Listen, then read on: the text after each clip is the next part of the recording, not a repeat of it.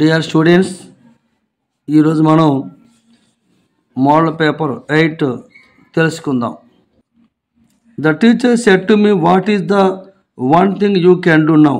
ఇక్కడ చూడండి, direct question WHతో start అయింది డైలాగు. దీన్ని రిపోర్టెడ్ స్పీచ్లో రాయమంటున్నాడు. అప్పుడు కంజంక్షను ఈ స్టార్టింగ్ వాడి కంజంక్షన్ అవుతుంది డైరెక్ట్ క్వశ్చన్కి. ఇక్కడ ఆస్క్డ్ కానీ ఎంక్వైరీ కానీ వస్తుంది. ముందు ఈ కంజంక్షను స్టార్టింగ్ వర్డ్ వచ్చింది ఏదో చూడండి.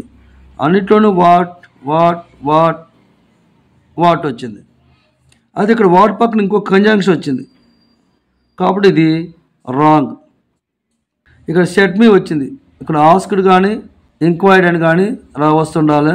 ఇక్కడ సెడ్ వచ్చింది, ఇక్కడ టోల్డ్ వచ్చింది కాబట్టి సెడ్ టోల్డ్ ఇందులో రావు, డిక్లరేటివ్ మోడ్లో వస్తాయి. కేవలం ఆస్క్డ్ ఎంక్వైర్డ్ అని వస్తుంది. అలా వచ్చినప్పుడు సెంటెన్స్ రెండు ఒకటి ఉంది కాబట్టి second one is the right answer. She practised dash with a picture on her head. నెత్తి మీద కొండ పెట్టుకుని ప్రాక్టైజ్ చేస్తున్నాను అన్నాడు. ప్రాక్టైజ్ అనేది వెర్బు. ఇక్కడ appropriate verb of fill in the blank. ఏ అప్రాప్రియేట్ వెర్బ్ ఆఫ్ ఫిల్ చేయమంటున్నాడు, అప్రాప్రియేట్ ఉండేటువంటి దాన్ని. ఇక్కడ ఇటువంటి సబ్జెక్టు ప్లస్ ఇక్కడ మెయిన్ వర్బ్ వచ్చింది. ఇట్లా వచ్చినప్పుడు మనకు ఎట్లాంటి ఆన్సర్ వస్తుందంటే జరన్ లాంటిది వస్తుంది.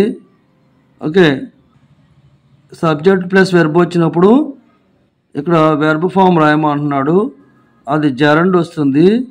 అక్కడ టు వాకింగ్ అనేది రాకూడదు. ఇంగ్ ఫామ్ అనేది చూసుకోండి. వాకింగ్ లేదు, రాంగు. వాకింగ్ లేదు, ఇక్కడ రాంగు. ఇక్కడ టు వాక్ ఉంది, టు వాకింగ్ అని ఉంది. మీరు ఏమనుకుంటారంటే ఇంగ్ ఫామ్ అనేది జరండ్ అనుకుంటారు. అలా కాదు. టూ పక్కన V1 వస్తే కూడా దాన్ని జరండ్ కిందే లెక్క. To walk, to walking, two పక్కన ఇంగ్ ఫామ్ రాదు. So to walking is the wrong answer. ఇక్కడ టు వాక్ అన్నా వాకింగ్ అన్నా ఒకటే.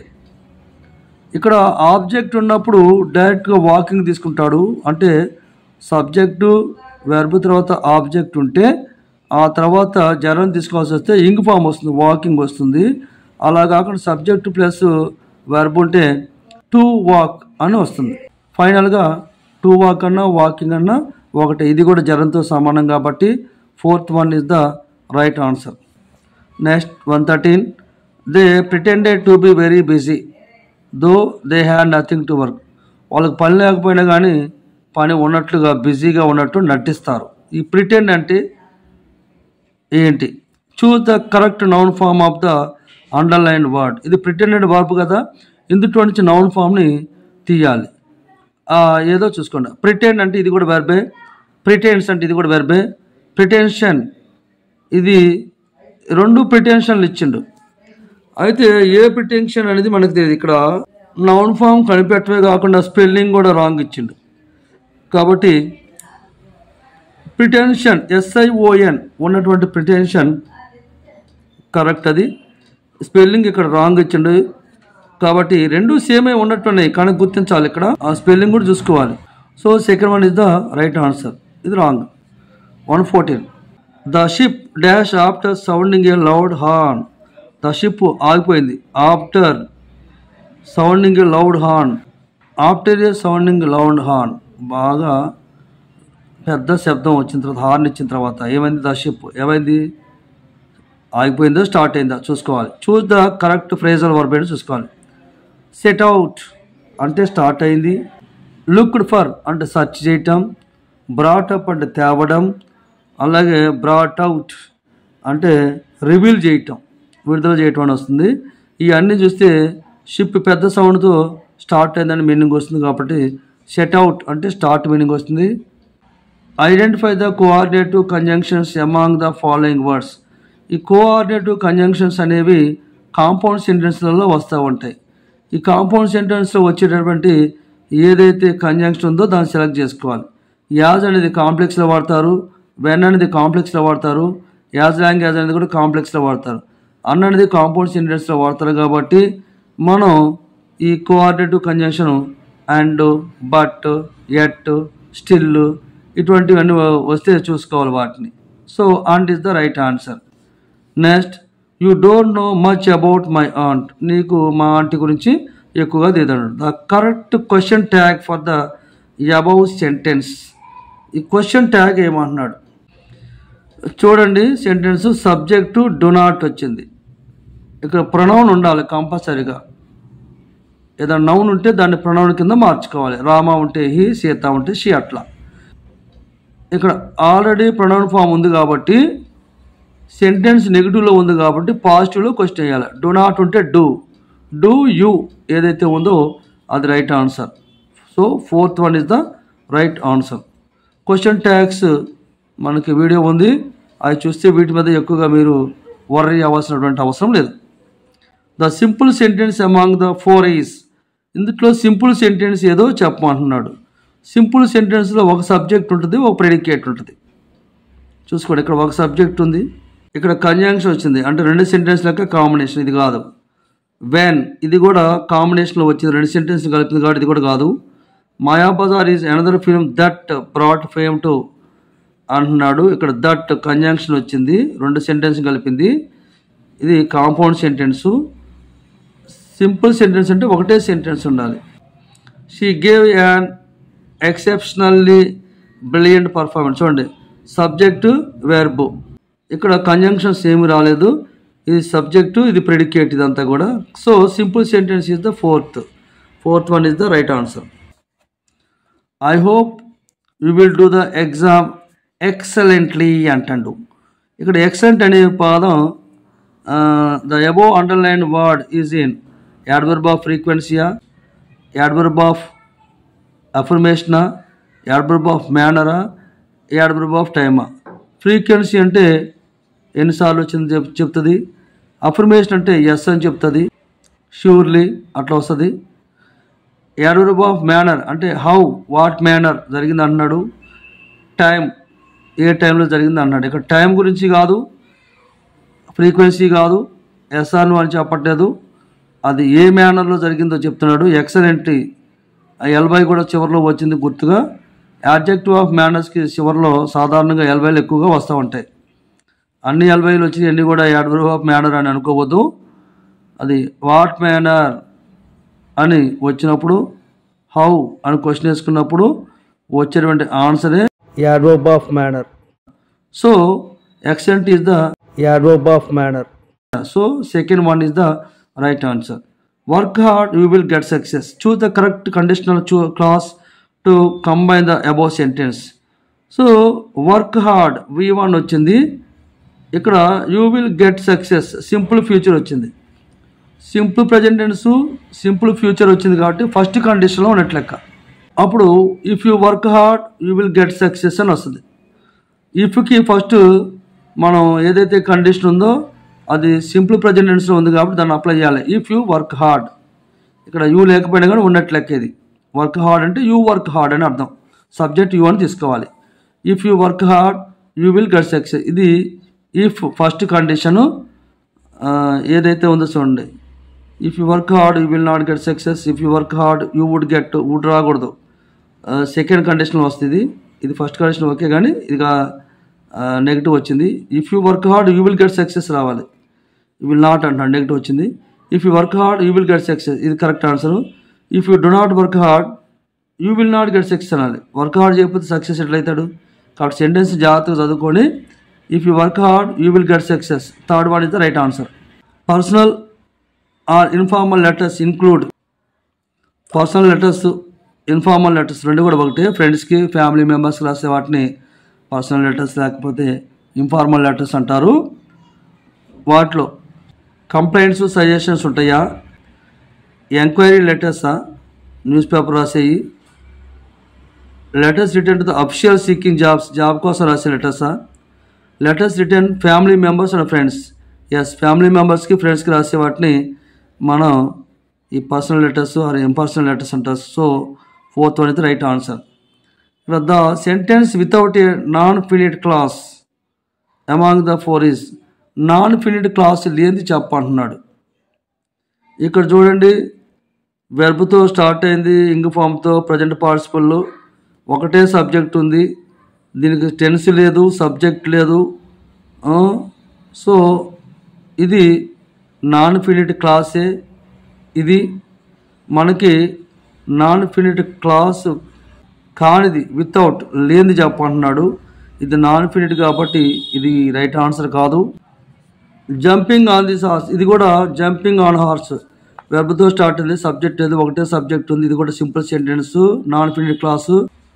బార్న్ ఇన్ లండన్, ఈ బికే ఇక్కడ ఒకటే సబ్జెక్ట్ ఉంది. ఇది మీనింగ్ లేదు, non finite clause, non finite verb, tense ఏర్పాటు చేయదు. ఈ 3 నాన్ ఫినిట్ క్లాసెస్ వచ్చినాయి.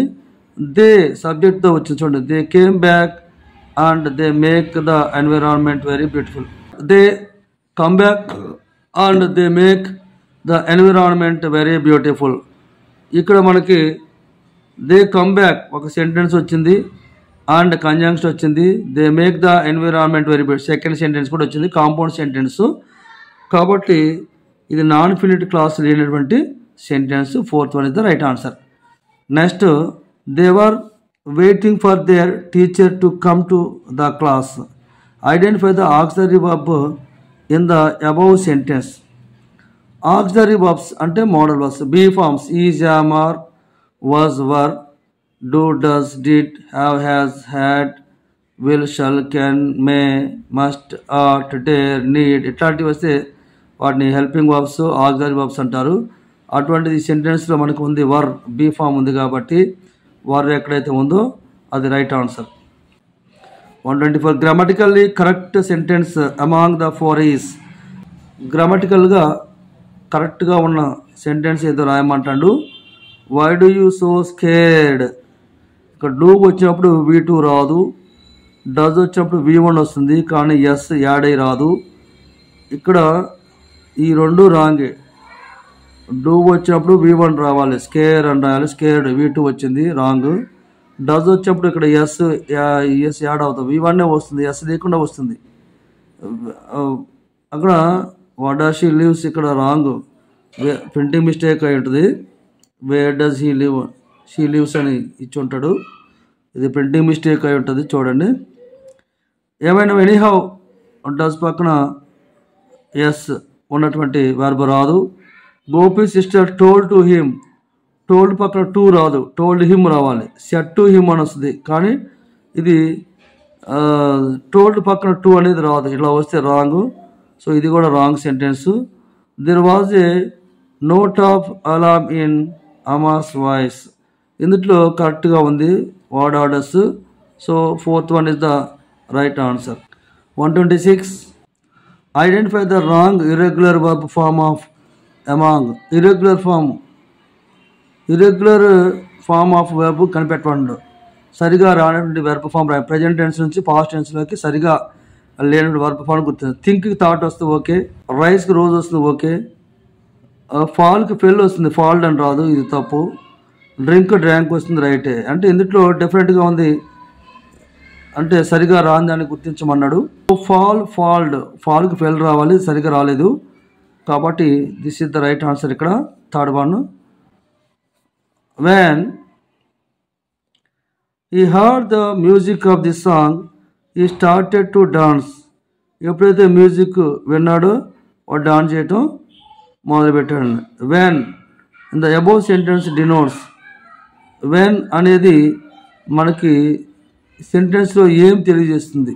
కండిషన్ తెలియజేస్తుందా, పొజిషన్ తెలియజేస్తుందా, టైం తెలియజేస్తుందా, క్వశ్చన్ తెలియజేస్తుందా? వెన్ అంటే ఎప్పుడు కూడా టైంకే ఉపయోగిస్తాం కాబట్టి టైంని తెలియజేస్తుందని మనం రైట్ ఆన్సర్ పెట్టుకోవాలి. డి అంటే 4th one is the right answer. The grammatically incorrect sentences among the 4 is. గ్రామటికల్గా రాంగ్ ఉన్నాయి చూడండి. గ్రామటికల్గా రాంగ్ ఉన్న సెంటెన్సెస్ ఏంటి? Grammatically incorrect sentence and. The more he drank the better he felt. The more the better వస్తుంది, the more వచ్చినప్పుడు the better వస్తుంది. My stupid donkey must have run off. Must, my stupid donkey subject, must have పక్కన V3 రావాలి. Run, ర్యాను, run వస్తుంది కాబట్టి have పక్కన run వచ్చింది కాబట్టి right answer. At the same time it స్కోల్స్ curse and kicked the poor tiger అంటాడు. ఇది కూడా సరిగ్గా రాలేదు సెంటెన్స్ ఆర్డరు. అలాగే ద ఓల్డ్ టైగర్ షివర్డ్, ఇట్లా ఈ థర్డ్ వన్ సెంటెన్స్ ఆర్డర్ సరిగ్గా రాలేదు. ద ఓల్డ్ టైగర్ షో ఇది పర్ఫెక్ట్గా ఉంది. అంటే 3 సెంటెన్స్ కరెక్ట్గా ఉన్నాయి కానీ at the same time its claws cursed and kicked the poor tiger. ఇది కొంచెం ఆర్డర్ గజిబిజిగా ఉంది కాబట్టి third one is the right answer. ఇంకరెక్ట్గా ఉందని గుర్తించమన్నాడు. The culprit gave the slip to the police and ran away. Culprit అంటే నేరస్తుడు, గేవ్ ద స్లిప్ అంటే ఒక స్లిప్ ఇచ్చిండే మీనింగ్. ఇక్కడ టు ద పోలీస్కి స్లిప్ ఇవ్వడం ఏంటి, అది మీనింగ్లెస్. పోలీస్కి స్లిప్ ఇవ్వడం కాదు. చూడండి, ఈ ఈడియంకి గేవ్ ద స్లిప్ అనే ఈడియంకి మీనింగ్ ఏంటో చెప్పన్నాడు. అంటే ఈడియమ్స్ అంటే లిటరల్గా ఉన్న పదాలకి ఎగ్జాక్ట్ మీనింగ్ రాదు, లిటరల్గా మీనింగ్ రాదు, వేరేది వస్తుంది. Gave a piece of paper ఇచ్చిండా, సేమ్ మీనింగ్ వచ్చింది. టుక్ ఏ స్లిప్ టెస్ట్ అంటే స్లిప్ టెస్ట్ పెట్టిండా. స్లిప్డ్ బిఫోర్ ముందే తప్పుకున్నాడా అంటే అంటే స్లిప్డ్ అంటే జారిపోయినా కూడా వస్తాయి. ముందే జారిపోయాడు, అతను ముందే జారిపోయినా. ఎస్కేప్డ్ వితౌట్ నోటీస్ అంటే గమనించకుండా ఎస్కేప్ అయిందా. సాధారణ పోలీసు చూస్తూ ఎవడు తప్పించుకోడు కాబట్టి పోలీసు గమనించకుండా ఎస్కేప్ అయి ఉంటాడు కాబట్టి escaped without police notice. So fourth one is the right answer. My situation is similar dash yours. Similar వచ్చేప్పుడు ఖచ్చితంగా 2 అనేది వస్తుంది. చూసుకోండి, ఇక ఆలోచన లేదు. సిమిలర్ టు ప్రిపోజిషన్స్ కొన్ని పదాలని ఫాలో అవుతూ ఉంటాయి. బై అంటే ఏజ్ అంటూ, విత్ అంటే తో అని వస్తుంది, ఆఫ్ అంటే యొక్క అని వస్తుంది. ఈ 3 కూడా రావు. సిమిలర్ అనేది 2 అనే ప్రిపోజిషన్ ఎప్పుడు ఫాలో చేస్తుంటుంది. సిమిలర్ వచ్చినప్పుడు మీరు నో డౌట్ ఎట్ ఆల్ 2 అని పెట్టేసేయండి. He wanted to marry A woman doctor who had plenty of money. అతడు 9th క్లాస్లో ఉంటుంది ఇది. Who had plenty of money, ఎవరి దగ్గర అయితే ఎక్కువ డబ్బు ఉందో అంటే ఆ డాక్టర్ని పెళ్లి చేసుకుంటా అన్నాడు. డిస్క్రిప్షన్ ఇచ్చిండు, నౌన్కి డిస్క్రిప్షన్ ఇచ్చిండు. ఈ underline part of the sentence belongs to main క్లాజా, an adjective క్లాజా, ఏ నౌన్ క్లాజా, an adverbial క్లాజా అనుకుంటే ఇది క్వాలిటీని గురించి తెలిసినటువంటి క్లాజ్ కాబట్టి హ్యాడ్ ప్లెంటీ ఆఫ్ మనీ. ఇక్కడ plenty of, had plenty of money. Quality అంటే గుణాల గురించి చెప్పింది, అంటే యాడ్జెక్టివ్ గురించి తెలిసింది కాబట్టి యాడ్జెక్టివ్ క్లాస్. కాబట్టి third one is the right answer. Adjectival class అంటే ఇది డిపెండెంట్ క్లాసు, నౌన్ గురించి ఇన్ఫర్మేషన్ ఇస్తుంది. అలాగే who, whom, whose, where, when, which, that, why ఇటువంటి వాటితో డిస్క్రిప్షన్ ఇవ్వబడుతుంది. ఇది కూడా ఒక గుర్తించండి. Next, read the passage given below and choose the correct answers to the questions that follow. Modern society ignores the individual. Modern society అనేది individuality అనేది ignore చేస్తుంది. It only takes account of human beings. The confusion of the concepts of the individual and human beings has led industrial civilization to a fundamental error, standardization of a man. ఈ confusion of the concepts individual and human beings అనేది దేనికి దాచింది, industrial civilization దారితీసింది. అలాగే ఫండమెంటల్గా error ఉంది. Standardization of man. If we were all identical, అందరూ కూడా మనం సేమ్ అనుకున్నట్లయితే we could be bred and made a live and work great herd of like a cattle. మనందరం ఈక్వల్ అనుకుంటే, సేమ్ అనుకుంటే, యాజ్ వెల్ యాజ్ అనుకుంటే మనం రీర్ అంటే బ్రాట్ పెంచడం, గొర్రెలు పెంచినట్టుగా బర్రెలు పెంచినట్టుగా మనం మందలో ఒకలాగా ఉండేవాళ్ళం. మనం హార్డ్స్ లైక్ క్యాటిల్ కాదు, ఇండివిజువల్గానే ఉంటున్నాం, అది గుర్తించండి. అందుకని మనకి క్యాటిల్కి చాలా తేడా ఉంది. But each one has is own personality. ప్రతి ఒక్కరు కూడా వాళ్ళ యొక్క ఓన్ పర్సనాలిటీ ఉన్నది. ఈ cannot be treated like a symbol. So ఒక సింబల్గా, ఒక గుర్తులాగా ఉండదు, ఒక ఎక్స్ట్రానరీ గుర్తింపు రావాలనుకుంటాడు. Children should not be placed and at a very early age in schools where they are educated wholesale, and as is well known, most great men have been brought up in comparative solitude అంటే సింగిల్గా or have refuse to enter the mould of the school. అంటే స్కూల్లో ఉన్నట్టు ఒక మోసపోసినట్టుగా ఒక మౌల్డ్లా కాకుండా special personality అనేది స్కూల్లో నేర్చుకోవాలి. The modern society ignores the individual because, ఎందుకంటే the concept of individual is కన్ఫ్యూజ్డా. ఇండివిజువల్ ఈజ్ కాంక్రీట్ అంటే సాలిడ్ గట్టిగా. It considers individuals as human beings, అది ఇండివిజువల్గా ఉన్న వాళ్ళు హ్యూమన్ బీయింగ్స్ లాగా ట్రీట్ చేస్తుందా. వీఆర్ ఆల్ ఐడెంటికల్, అంతా సేమ్ అనే. ఇందులో అన్నీ చూస్తే మనకి considers individuals as human beings paragraph చదువుకోండి ఉంటుంది, జాగ్రత్త చదువుకుంటే ఆన్సర్స్ ఏం మిస్ అవ్వవు. The modern civilization is called industrial civilisation. ఈ మోడర్న్ సివిలైజేషన్ని ఇండస్ట్రియల్ సివిలైజేషన్ అంటారు. పారిశ్రామిక అది నగరీకరణ ఏదో ఉంటుంది. ఓకే, అలాగే ఇండస్ట్రియల్ సివిలైజేషన్ అండ్ పారిశ్రామికీకరణ అనేది అనొచ్చు మనం మోడర్న్ సివిలైజేషన్ని. ఎందుకంటే society works like industry, society ఇండస్ట్రీలా చేస్తుందా. లైఫ్ ఈజ్ మెకానికల్, లైఫ్ యంత్రం లాంటిదే. Our life is dominated by ఇండస్ట్రీయా, మన లైఫ్ ఇండస్ట్రీ చేత డామినేట్ చేయబడిందా. Man is able to dominate the industry, man ఇండస్ట్రీని డామినేట్ చేసినటువంటి సామర్థ్యం ఉందా. ఇవన్నీ చూసుకుంటే our life is dominated by the industry. This is the correct answer. So third one is the right answer. The writer wants to say that, writer ఏం చెప్పాలనుకున్నాడు. Greatness wants a man to keep aloof, గొప్పతనం అనేది man ఒంటరిగా ఉంటే అన్ఫ్రెండ్లీగా ఉంటే greatness వస్తుందనే. School education is very important, school education important అంటున్నాడా. Without the moulding influences of society one can develop better. అంటే పక్కవాడిని చూసి నేర్చుకోకుండా సొంతంగా ఎవరికి వాళ్ళే డెవలప్ అవ్వటం బెస్ట్ అంటుండా.